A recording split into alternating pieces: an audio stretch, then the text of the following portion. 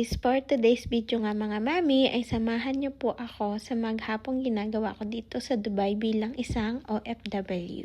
Dahil alipin nga tayo ng dirhams, maaga tayong gumigising kahit late na tayong natutulog. Dahil hindi tayo pwedeng tanghaliin mga mami at baka tayo ay mapatay ni madam. Anyways, ganito nga pala ang ginagawa ko tuwing morning. Pagbaba ko dito sa baba, binubuksan ko ang aming mga bintana. Dahil naniniwala nga tayo sa kasabihan na dapat umaga pa lang ay pumapasok na ang grasya sa ating bahay. Kahit hindi ko naman talaga bahay to. O diba nga? So ang una ko nga palang ginagawa mga mami sa umaga ay kinukuha ko na yung mga sinampay ko sa labas. Kasi mamaya masyado nang mainit.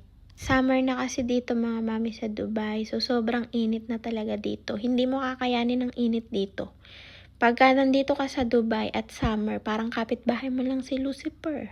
8 AM pa nga lang dyan mga mami ay sobrang init na. Paano pa kaya pag nagtanghaling tapat pa? Diyos ko, baka sobrang init na talaga. At kahit nga sobrang init ng panahon, hindi tayo papatalo mga mami. Magkakape pa rin tayo. Syempre, aba naman, Pilipino eh. Para nga pag sinimulan natin ang ating mga trabaho ay gising na gising tayo. Gising na gising tayo sa katotohanan na hindi niya na tayo mahal. Char! Ang daming sinasabi. O, tingnan niyo naman ang itsura ng ate mo, girl. Antok na antok pa. At may pag-emote-emote pa nga ako dyan, mga mami. Tingnan niyo naman. Iniisip ko kasi kung paano ako uuwi ng Pilipinas na walang ginagastos. May ganun ba? Parang nakakatakot na nga magbakasyon ngayon, mami, sa Pilipinas. Bukod sa mataas na nga ang bilihin, pag nakita ka pa ng mga kakilala mo, ang sasabihin pa sa'yo, painom ka naman. Magsasalansan nga muna tayo ng mga plato, mami, dahil kagabi hindi ko na yan naisalansan sa sobrang antok ko na. At pagkatapos ko ngang isalansan ng mga plato, magsasalang naman ako ng aking labahin dahil ako'y magsisimula ng mamalansya. Umaga nga ako mga mami na mamalansya kasi pagdating ng hapon wala na akong time kasi magigising na yung aking mga alaga. Pag ganyan nga mga mami, bago ako mamalansya, nagsasalang muna ako ng labahin para habang namamalansya ako ay may nakasalang akong labahin. Mindset ba? Mindset. Para matapos natin ang ating gawain, o diba? Dahil nga mamaya mga mami, pagkatapos ko mamalansya, ako naman ay magluluto. O diba, sulit na sulit ang binabayad sa atin ng mga Arabong ito. At dahil nga mga mami, alipin tayo ng dirhams, wala tayong uurungan. Lahat yan kakayanin natin. Aba, hindi yata alam ng amo ko na pinalaki akong sex bomb ng mga magulang ko. Laban lang ng laban, walang babawi. At pagkatapos nga nating mamalansya, dediretso na tayo ng kusina at magpe-prepare na tayo ng ating lulutuin. Ang lulutuin ko nga pala ay chicken biryani. Kasi wala na rin akong maisip na luto sa manok. Kaya magchi-chicken biryani na lang ako. Although hindi mahilig yung mga bata dito sa Arabic food, pero pwede na rin. Hindi ko na lang siya masyadong lalagyan ng mga spices. So para hindi nila malasahan yung mga masala. Kasi nga mga mami masyadong masisela ng mga bata dito. Imarati sila pero ayaw nila ng Arabic food. Pero dahil nga wala na tayong maisip na luto sa manok, so wala tayong choice. Magbiryani tayo ngayon. Ayan, at i-unboxing ko na yung manok. Charing.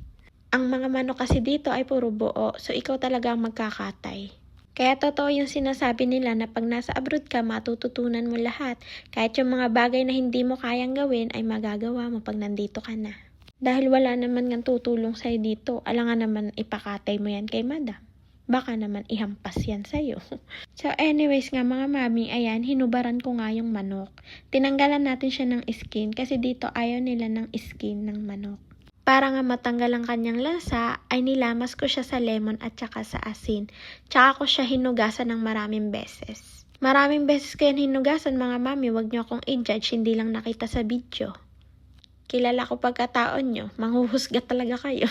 Ayan nga mga mami, titimplahan na natin siya. Nilagyan ko lang siya ng salt and pepper, cumin, coriander powder, and then turmeric powder, paprika, and then garlic powder, at iba-iba pa mga mami. Basta, pinag-mekos-mekos ko lang yan lahat.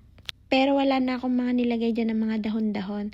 Kasi ang totoong biryani mga mami ay nilalagyan ng mga dahon-dahon.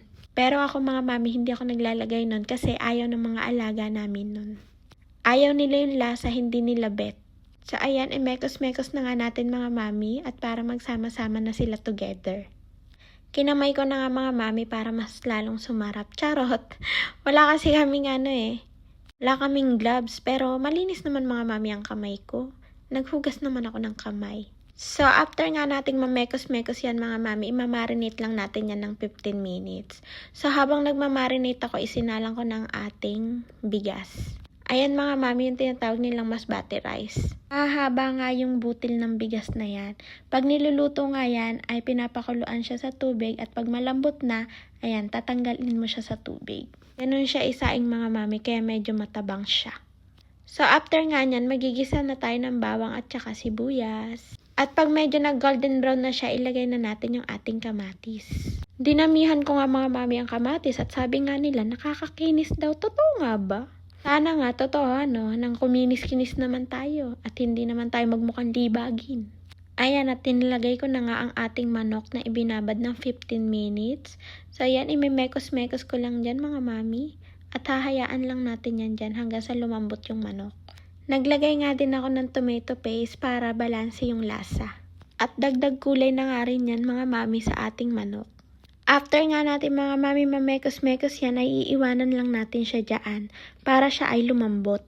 Gusto kasi ng mga bata dito mga mami yung sobrang lambot na nung laman ng manok. Yung parang hindi na nila ngunguyain, lulunukin na lang. Pag ganyan nga ang itsura mga mami ay ready na yan. Parang ang ako pa yung excited kumain at nagugutom na nga ako dahil ako ay nakapasting. Anyways nga mga mami, ayan, ihahalo na natin siya dun sa kanin na niluto natin kanina. Ipapaibabaw ko nga lang dyan yung manok at pagkatapos nating iibabaw yung manok, lalagyan ulit natin ng kanin. O, diba? Mabilis lang to lutuin mga mami. So, wag nyo akong i-judge ha. Ito ay version ko ng biryani. Dahil ang aking mga alaga ay hindi mahilig sa masyadong maraming spices. So, kanya-kanya naman tayo ng version ng pagluluto. Ang importante, masarap. At nagugustuhan ng ating mga alaga, so wala tayong problema doon. Basta gusto nila, ibigay natin ang gusto. Dahil gusto nila Minsan kasi mga mami, mahirap talagang pakainin ng mga bata. Kasi medyo maseselan sila sa pagkain. Hindi naman lahat ng mga bata maselan, pero karamihan ganun. Kaya nga yung mga alaga namin dito mami, kung ano lang yung gusto nilang kainin, iyon lang yung niluluto ko. At kung ano lang din yung gusto nilang ilagay sa pagkain nila, yun lang din ang nilalagay ko para walang nasasayang. Kasi pag hindi nila bet yung pagkain, hindi rin nila yung kakainin. So, kaysa nga masayang ang pagkain na niluluto natin, sundin na lang natin yung mga gusto nila para walang problema. Kasi nga mga mami, pag hindi nila nagugustuhan yung niluluto ko, ay nagsusumbong agad sila kay madam. Ano ba naman tong mga bata na to? At yung madam ko naman, ako na may sisitahin. Sila na kaya magluto, Akala siguro nila madaling magluto. Ba't hindi na lang sila magluto? Charot! So, ayan nga mga mami, ready na nga ang food natin. Luto na. So, magsasandok na tayo para sa ating mga alaga dahil nagugutom na sila. Papakainin ko na sila mga mami para manahimik na sila. Kasi pag busog yung mga yan, tahimik yan. Wag lang didemonyohin ang mga utak at mamaya, bugbuga na naman yun at sigawan na naman yan. Diyos ko po, nakaka-stress. Hindi nga ako mami na-stress sa pag-aalaga ng anak ko, pero sa pag-aalaga ng mga bata rito, stress talaga ako. So anyways nga mga mami, hanggang dito na lang ang ating kwentuhan. Mabuhay kayo.